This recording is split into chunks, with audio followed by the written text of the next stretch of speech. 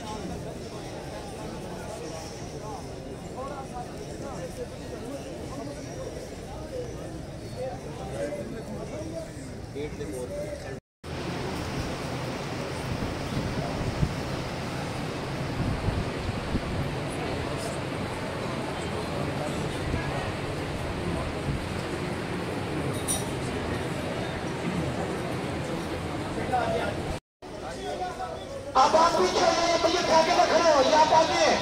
यहाँ हमारे मुलाजा नहीं होगी, पीछे चले जाए। अब आप दो वक्त पीछे हो जाए, कोई सी जगह गुंजाइश पैदा करें। और तमामी अब ऐलान से बात में है कि हजरत के सारे सवाब के लिए खत्म कुल खुद को सुबह 10 बजे हजरत की जामा मस्जिद में जहां पर आपने हाजपति है मोहल्ला समिया, वहां पर सुबह 10 बजे से जोहर तक इशारे सवाब के लिए खुद वाले दिन सुबह 10 बजे से नमाज जोहर तक खत्म कुल होंगे। तमामी आबाद शिरकत फरमाकर सवाब बारह हासिल करें। मोहल्ला समिया टकसाली के जहां पर हजरत की मस्जिद जहां पर